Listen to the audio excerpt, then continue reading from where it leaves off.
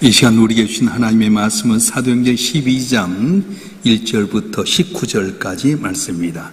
신약성경 208면에 있는데요. 사도행전 12장 1절부터 19절까지 말씀 우리 한 절씩 교독하겠습니다. 그때 헤롯 왕이 손을 들어 교회 중에서 몇 사람을 해하려 하여 유대인들이 이를 기뻐하는 것을 보고 베드로도 잡으려 하였을 때는 무교절 기간이라.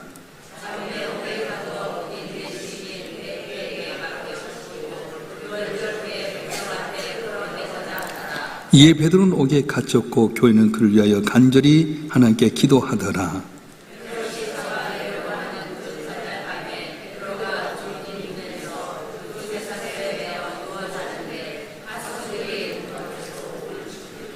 호련히 주의 사자가 나타나매 옥중에 광채가 빛나며 또 베드로의 옆구리를 젖깨워 이르되 급히 일어나라 하니 쇠살이 그 손에서 벗어지더라.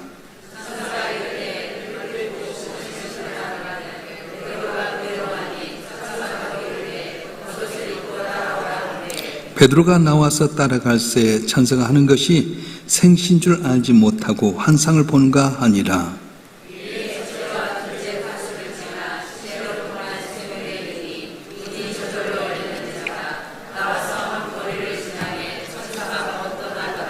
이에 베드로가 정신이 들어 이르되 내가 이제야 참으로 주께서 그의 천사를 보내어 나를 헤롯의 손과 유대 백성의 모든 기대에서 벗어나게 하신 줄을 알겠노라 하며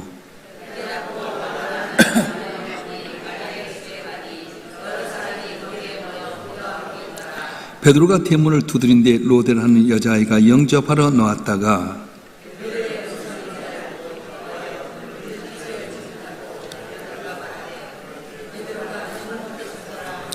그들이 말하되 내가 미쳤다 하나 여자아이는 힘써 말하되 참말이라 하니 그들이 말하되 그러면 그의 천사라 하더라.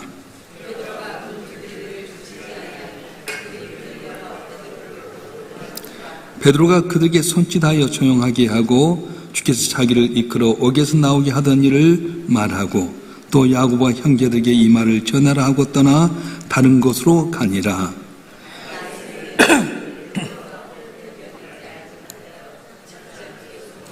다같이요 헤롯이 그를 찾아도 보지 못하며 파수꾼을 신문하고 죽이라 명하니라.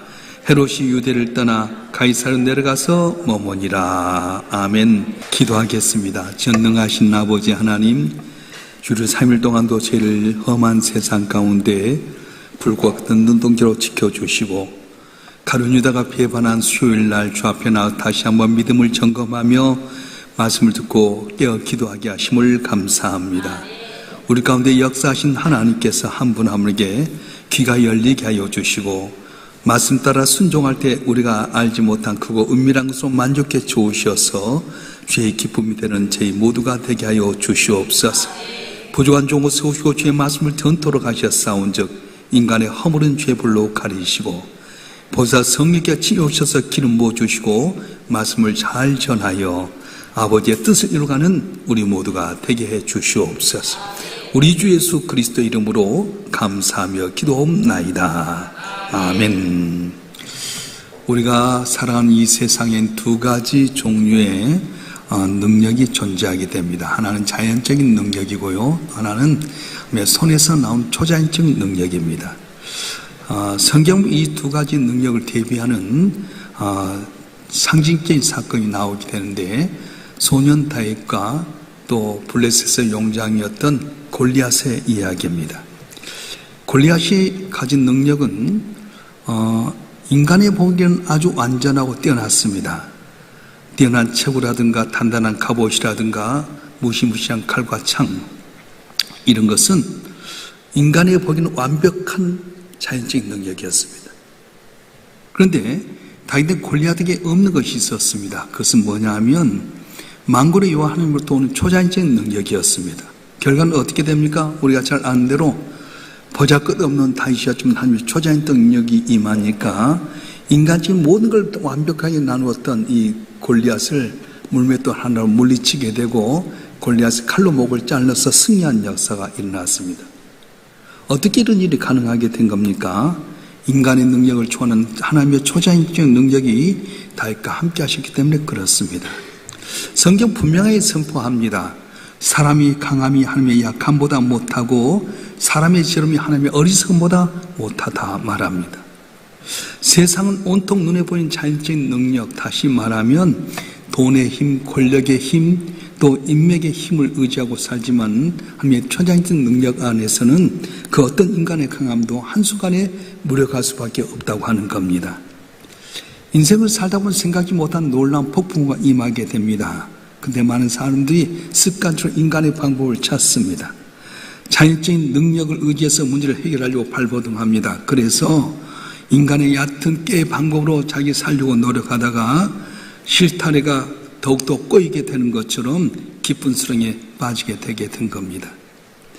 예를 들어서 인간의 고독함과 어려움을 해결하기 위해서 인간들은 마약을 선하게 됩니다. 처음에 마약은 내게 기쁨이 되고 모든 걸 만족하게 된 것 같지만 결국은 그 대가는 육신과 영혼을 완전히 파멸해 일게 만들어버린 겁니다. 마약하면, 도박하면, 세상에 어떤 유익한 것을 찾아서 내 것을 이렇게 만족하면 그건 일시적인 미봉책일 뿐 근본적인 구원이 될 수가 없다고 합니다.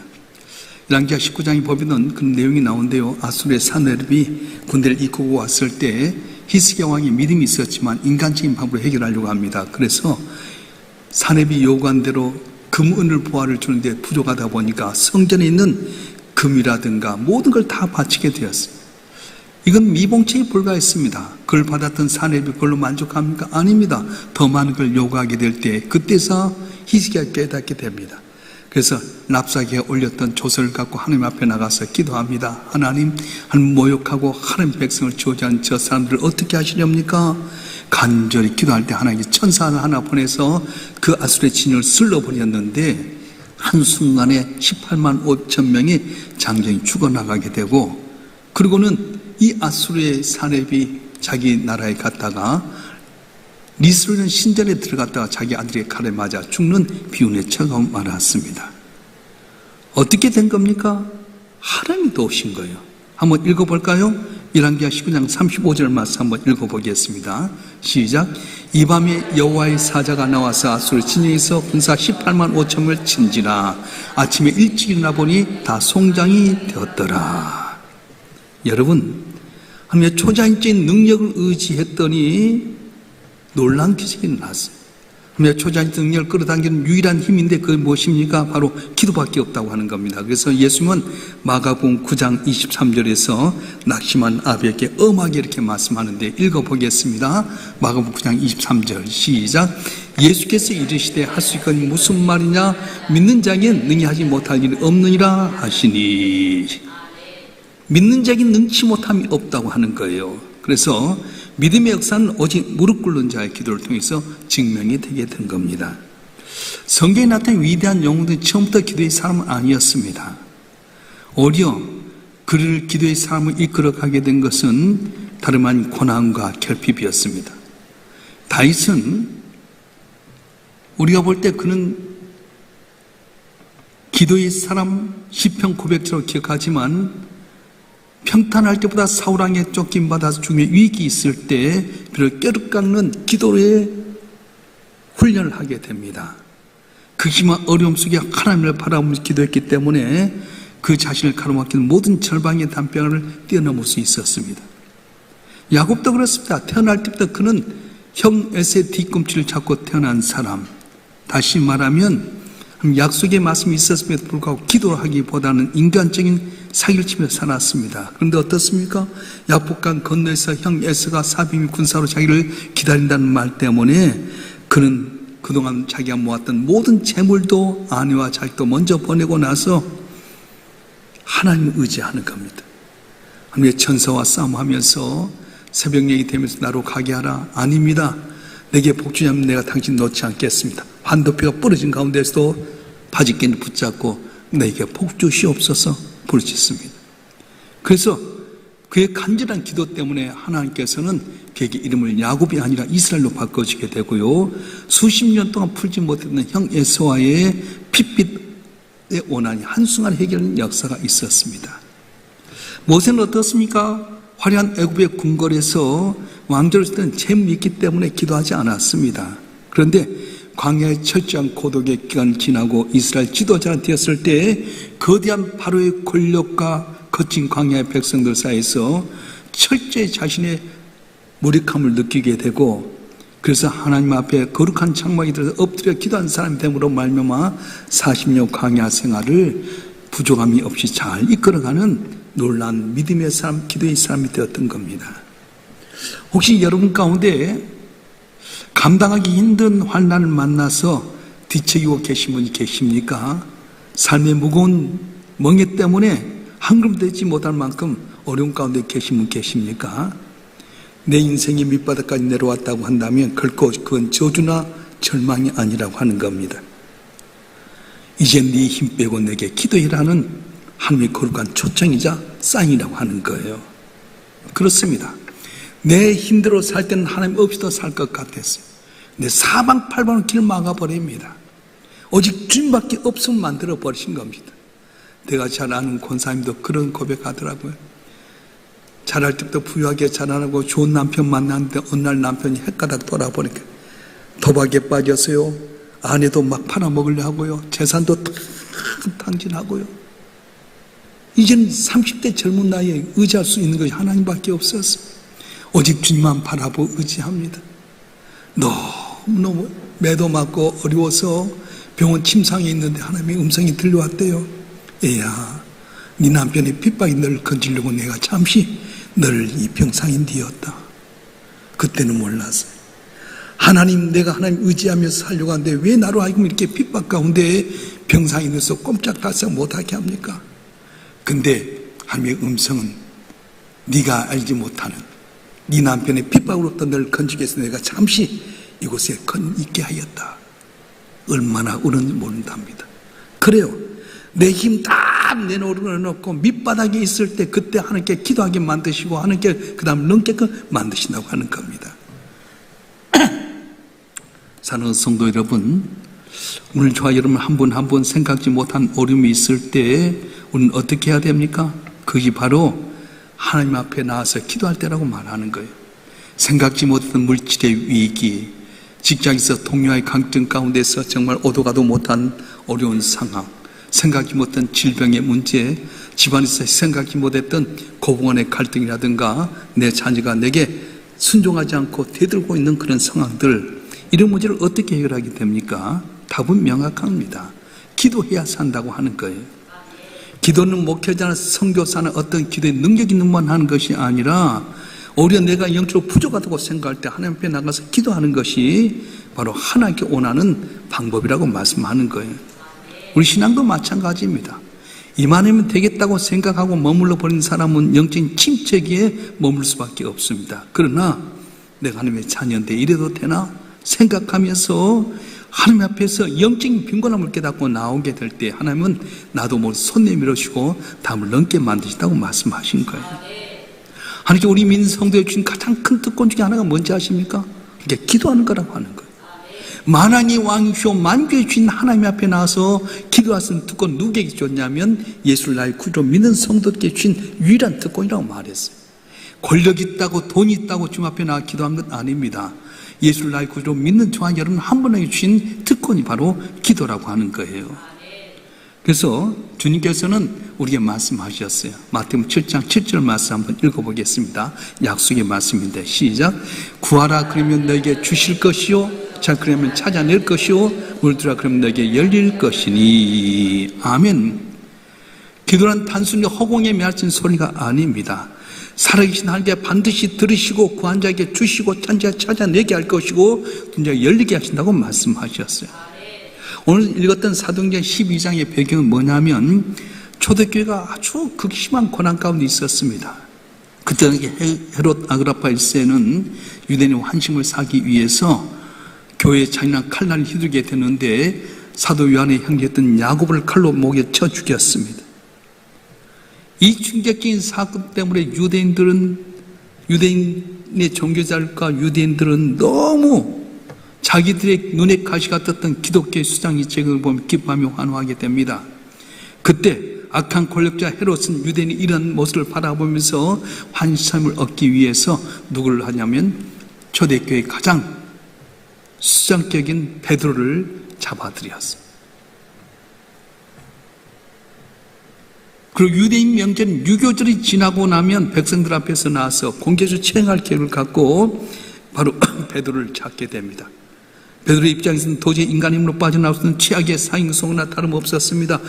이전에 2번이나 감옥에 갇히다 벗어난 일이 있었기 때문에 이를 알았던 헤롯은 4명씩 16명을 4대로 맞아서 베드로를 감시합니다.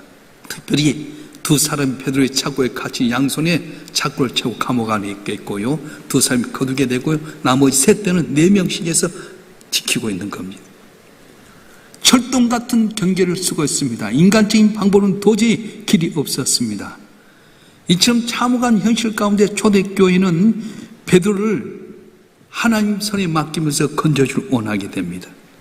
오늘 본문의 말씀에 보면 3가지 중요한 영신 원리를 발견하게 되는데요, 문제를 만났을 때 교회는 합심해서 간절히 기도해야 된다고 하는 거예요. 사도 야고보가 죽었고 이제 베드로마저 내일 처형당하게 되면 힘없는 초대교회는 아무것도 할 수 있는 일이 없었습니다. 뿔뿔이 흩을 수밖에 없습니다. 그를 향할 수 있는 무기도 없었고 정적인 어떤 줄도 없었습니다. 그런데 그들에게 세상이 알지 못한 유일한 강력한 무기가 있었는데 바로 기도였어요. 오늘 사도행전 12장 5절 말씀 한번 읽어볼까요? 시작. 이에 베드로는 옥에 갇혔고 교회는 그를 위하여 간절히 하나님께 뭐 했더라? 기도하더라. 성도들이 마가 요한의 어머니 마리아 집에 모여서 전심을 다해서 눈물로 기도하게 됩니다. 이때 어떤 초자연적인 기적이 일어났습니까? 베드로가 처형당하기 바로 전날 밤에 감옥에 기적이 일어난 겁니다. 하나님의 군대인 천사를 보냅니다. 그래서 어두운 밤에 빛이 환히 비추더니 베드로의 잡고 있었던 잡고가 쭉 풀려진 거예요. 무거운 세상 소리조차도 없이 싹 풀려졌습니다. 옆에 있는 로마의 군인인데 그들이 풀린 줄조차 모르고 잠을 자고 있었어요. 문이 쫙 열려집니다. 오늘날 자동문이 아마 베드로의 그때 천사가 여는 걸 보면서 아마 자동문이 나온 것 같아요. 오니까 문이 싹 열려졌습니다. 4명씩 첫째 관문을 통과하고 둘째 관문을 통과하고 셋째 관문을 통과할 동안에 이 지킨 사람들이 전혀 눈치도 못 챌 정도로 열려지게 됩니다. 베드로 자신도 꿈인가 생신가도 모르고 있었습니다. 어떻게 해서 이런 일이 일어나게 된 겁니까? 이 사건의 배후에는 바로 성도들의 간절한 눈물로 기도한 기도가 있었다고 하는 겁니다. 만약에 그 밤에 두려움에 떨면서 낙심한 채 있었다고 한다면, 성도들의 간절한 무릎의 기도가 없었다고 한다면 베드로 운명은 야고보처럼 참수용으로 끝나고 말았을 겁니다. 여러분, 우리가 세상을 살아가면서 내 힘과 의지로 통제할 수 있는 일이 과연 몇 %나 될 것 같습니까? 상황이 어려울 때 우리 인간의 계산을 도저히 생각할 수 없을수록 눈을 들어서 문제보다는 하나님을 바라보라고 말씀하는 거예요. 우리가 믿는 하나님 사면 초과인 상황 가운데서도 뒷짐지고 침묵하신 하나님이 아니라 우리 인간의 방법이 끝나 불가능한 상황 가운데서 하나님의 살아계심과 영광을 위해서 놀라운 기적을 준비하신 하나님이라고 하는 거예요. 할렐루야. 따라서 기적을 준비하신 하나님, 기적을 준비하신 하나님. 베드로가 깊은 감옥에 갇혀있을 때 하나님 단 한순간도 그를 예면하가 졸지 아니하셨습니다. 가장 정확한 타임에 주의 사자를 보내게 됩니다. 그렇습니다. 인간이 절망 가운데 끝났다고 생각된 그 순간에 하나님은 놀란 능력의 성길을 우리를 위해서 준비하고 계신다고 하는 거예요. 베드로는 과거에 그런 경험이 있었습니다. 예수님 500의 기적을 나타낸 다음에 제자들로 하여금 너희는 먼저 이 겐사 호수를 지나가라. 나는 산에 올라가 기도하겠다. 예수님 산에 거기서 혼자 기도하시는데 제자들은 조금 뒤에 또 500의 기적을 생각하면서 야, 이제는 예수님만 따르면 우리 먹는 거 문제 해결하겠다 생각하고 가는데요. 갑자기 광풍이 일기 시작했어요. 괴롭게 노를 젓고 있습니다. 풍랑은 더 채서 배까지 물어 들어오기 시작합니다. 예수께 기도하고 밤 사경 깊은 밤에 제자들이 괴롭게 노젓는 거 보면서 물을 걸어오셨어요. 그때 베드로가 유령이다 했는데 주님께서 말씀을 안심하라, 내니 두려워하지 말라. 그때 베드로가 말합니다. 정말 주님이면 나를 물 위로 걷게 하셔. 우리 지금 재밌는 분이야. 걸어오라 말씀하셨어요. 베드로가 주님 바라보고 물 걷는데요, 세상에 물이 걷는데도 빠지지 않는 거 있잖아요. 그런데 인간의 마음속에 철썩하는 물결 소리 때문에 주님께 시선을 두었던 것이 바로 물 위를 바라보면서 했더니 물에 쏙 빠져 말았어요.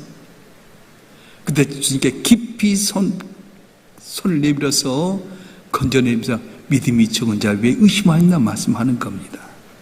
사랑하는 성도 여러분, 주님만 바라볼 땐 파도 위를 걸었던 베드로였습니다. 그런데 눈앞에 보이는 그 환경 바람을 바라보는 순간 물에 빠져서 패배자가 되고 말았습니다. 그래서 히브리서 기자는 우리에게 이렇게 고면합니다. 히브리서 12장 2절 말씀 한번 읽어보겠습니다. 히브리서 12장 2절 말씀 시작. 믿음의 주요 또 온전하게 하신 인 예수를 바라보자. 그러니까 앞에 있는 기쁨을 위하여 십자가를 참으사 부끄러움 겨치 아니하시더니 하나님 보좌 우편에 앉으셨느니라. 아멘. 어떤 순간에도 환경의 파도 바라보기보다는 우리의 믿음의 시작이 되시고 마침이 되신 예수를 바라보러 말씀하는 거예요. 왜 교회 나오면 십자가 있는 겁니까? 환경 때문에 낙심하고 절망했던 우리라면 십자가 바라봐라. 우리 주님께서는 기쁨을 위해서 십자가를 참으시고 부끄러움을 겨치 아니하셨더니 하나님 보좌 우편에 앉으시는 말씀하는 거예요. 할렐루야.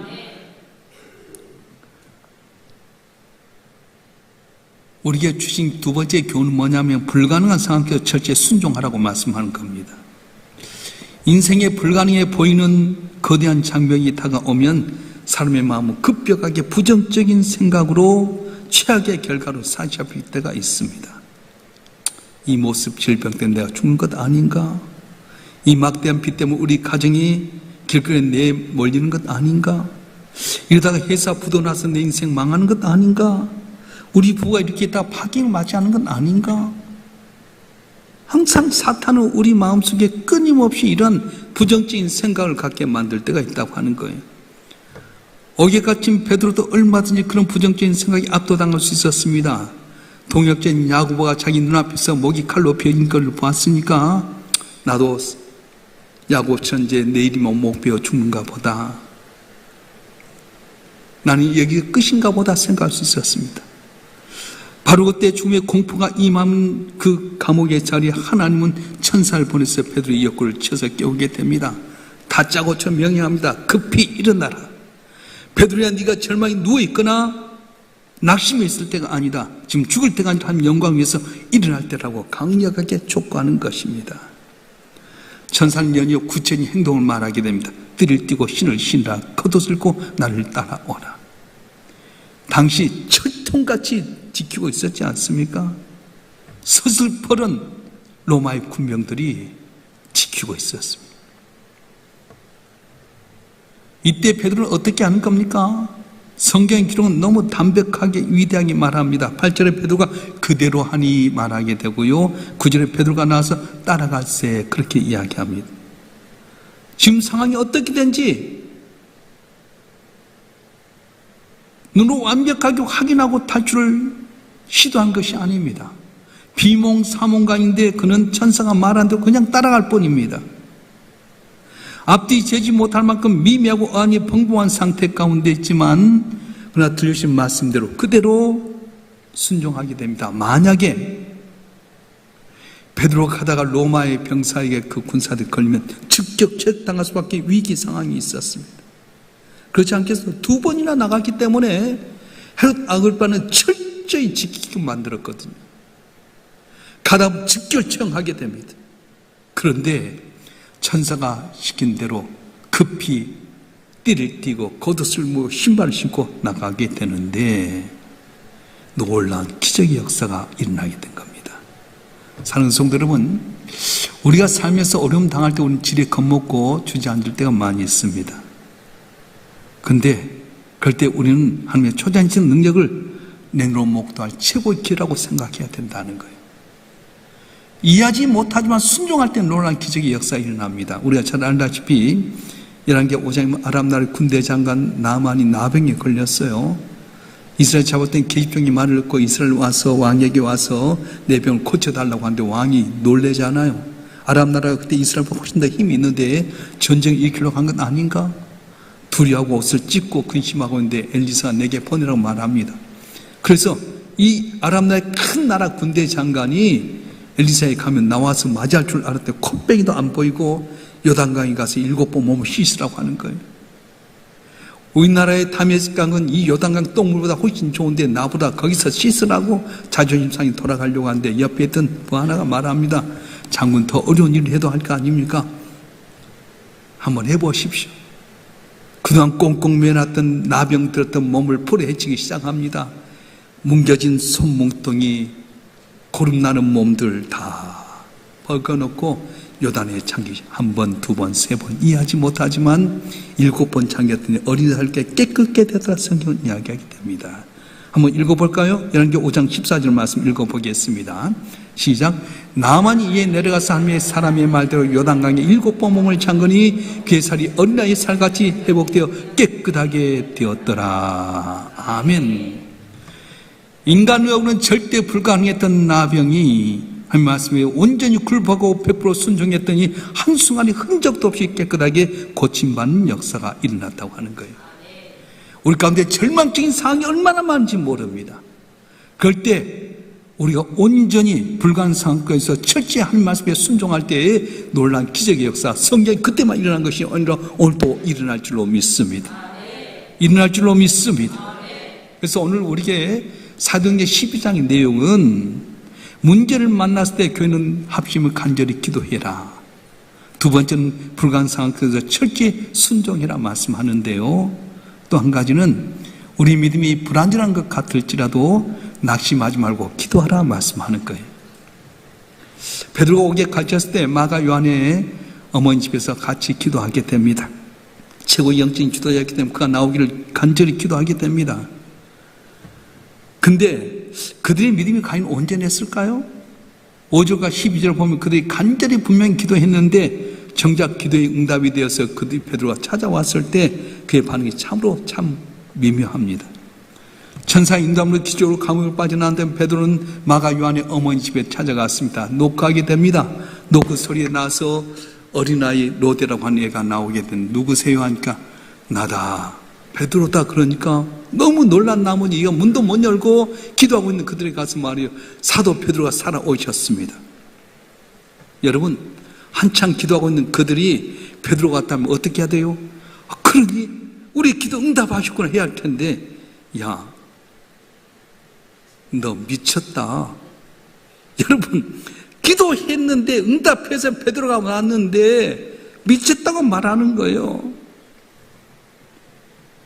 베드로를 감옥에서 구해달라고 밤이 맞도록 기도했던 그들이 정작 응답을 알지 못하고 말한 것이 미쳤다 그렇게 이야기합니다. 로데가 우깁니다. 아닙니다. 베드로 사도입니다. 그랬더니 하는 말이 야, 베드로가 처형당해 죽었거나 아니면 그의 수호천사가 온 모양이다 그렇게 이야기를 했어요. 베드로가 계속해서 문을 두자마지 못해서 문을 열었던 그들이 사람 베드로를 두고 직접 목격하고 나서 소사치게 놀라게 된 겁니다. 이성적으로 도저히 일어날 수 없는 일이라고 생각했기 때문에 기도한 반신반의했던 겁니다. 여러분 여기서 우리가 알 수 있는 건 뭐냐면 내가 믿음이 좀 부족해서 기도했을지라도 하나님은 내 작은 신음소리도 응답한다고 말씀하는 거예요. 꼭 믿음이 대단한 사람만 응답받는 것이 아니라 내 기도가 불완전하다 할지라도 주님은 내 귀에 귀를 기울이시고 응답하신다고 말씀하신 거예요. 할렐루야. 제가 손자 이야기 대단히 죄송한데 말이 안 통해요. 말은 난 알아듣지를 못하겠어. 근데 지 엄마는 잘 알아. 그러면 이것 달라고? 말이 나는 안 통하는데 엄마는 잘 알더라고. 하나님 어머니 마음이잖아요. 내가 제대로 언어 표현 잘 못해도요, 주여만 해도 알고 계시고 응답해 준다고 말씀하신 거예요. 그리고 우리가 성경에 나온 이유가 바로 그거예요. 왜 교회에 나오는 겁니까? 주의 종을 통해 끊임없이 말씀해 준 것은 우리가 성숙한 믿음의 기도자에서 응답받는 것이 아니라 나는 부족하고 어린아이 같을지라도 주 앞에서 내 모습 내놓고 주여만 해도 알고 계신 주님이라고 말씀하는 거예요.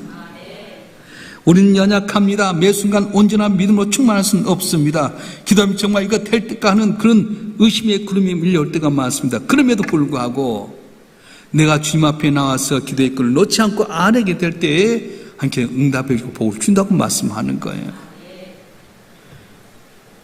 오늘 본문 속에 베드로는 세상 권력이 쳐놓은 시커먼 감옥에 갇혀 있습니다. 오늘 사는 현대인들도 저마다 눈에 보이지 않는 다양한 형태의 무서운 감옥에 갇혀 있습니다. 어떤 분은 사망이 꽉 막히는 환경의 감옥에 갇혀 있고요. 어떤 이는 벌거벗겨도 헤어진 아주 물질의 감옥에 갇혀 있습니다. 어떤 무너지는 건강의 감옥에 갇혀 있기도 하고요. 어떤 분은 열등감이 주는 학벌의 감옥, 누군가를 향한 뼈아픈 마음의 질투의 감옥, 세상의 헛된 명예와 인기의 감옥에 빠져서 내도 도저히 빠져나올 수 없다고 깊은 절망에 빠진 분이 너무도 많이 있습니다. 그런데 인간 눈에 완벽히 막다른 골목이요 불가능하다고 생각된 바로 그때가 역설적에도 만군의 여호와 하나님을 바라볼 수 있는 골든타임이자 최고의 은혜 때라고 말씀하는 거예요. 저는 제가 해보니까 그러더라. 사방팔방이 막혀졌을 때 그때가 골든타임이야. 하나님 기도하세요. 기도하면 반드시 응답될 줄 믿습니다. 인간이 불가능하도 두 손 두 발 다 들 때 그 불가능을 보란 듯이 가능케 하신 것이 바로 하나님의 전공이자 특기라고 말씀하는 겁니다. 천사가 움직이고 감옥문이 열린 기적이 난 시점이 언제입니까? 성도들이 무릎 꿇고 기도할 바로 그때였다고 말씀하는 거예요. 무엇들까지 다 세신 바 되신 주님은 우리가 기도하길 원하는 거예요. 다 알고 계시지만 기도하라고 말씀하신 거예요. 보겠습니다. 에스겔서 36장 37절 말씀 보겠습니다. 시작. 주 여호와께서 이같이 말씀하셨느니라. 그래도 이스라엘 족속이 같이 자기들의 이루어지기를 내게 구하여 할지라. 내가 그들의 수요를 양떼같이 많아지게 하되. 아멘. 그래도 이스라엘 족속이 같이 자기의 이루어지기를 내게 구하여 할지니라. 여러분, 자녀를 위해서 부모는 모든 걸 다 주기를 원합니다. 내 자녀는 부모의 마음을 기쁘게 못할지라도 하나만이라도 돌아서면 다 주신 하나님이에요. 내게 당면한 여러 가지 어려운 현실 가운데 주님 앞에 나서 십자가 주신 주님 바라보면 아들 예수 주신 하나님이 그 아들과 아들로 주신다고 약속하셨는데 또 여러분 한 분 한 분이 주님 앞에 아뢰게 될 때 불가능을 가르치는 하나님께 손 내밀어서 담을 없는 은혜를 주실 줄로 믿습니다. 능복이 오늘 나온 여러분이 임하기를 주님으로 축원합니다. 축원합니다. 기도하겠습니다. 아버지 하나님, 이 땅을 살아갈 때 우리는 두 가지 능력 갖고 살아갑니다. 자연적인 능력이 있는가 하면 초자연적인 하나님의 능력이 있습니다. 다윗은 비록 어리지만 하나님의 초자연적인 능력을 갖고 나갔고, 골리앗은 자기 힘만 믿고 나갔다가 초자연적인 하나님의 능력이 손길에 무너지고 말았습니다. 사도행전 12장의 내용을 보면 인간적으로 도저히 가능한 것이 없을 것 같이 본 순간에도 교회가 합심해서 기도하게 되고, 불가능한 상황 가운데 한 말씀에 순종하게 되고, 미약한 믿음이지만 반드시 응답될 줄 믿고 기도했더니 기적의 역사가 일어났습니다. 여기 나온 성도들 한 분 한 분도 주신 말씀 만판에 살아갈 때 이런 기적의 역사가 일어나게 도와주시옵소서. 눈물이 변해 진주되게 하시고 하늘변에 찬송이 되게 하여 주시고 내 걱정이 간증이 될 수 있게끔 역사하여 주시고 저를 통해 주님 홀로 영광을 받아 주시옵소서. 우리 주 예수 그리스도의 이름으로 감사하며 기도하옵나이다. 아멘.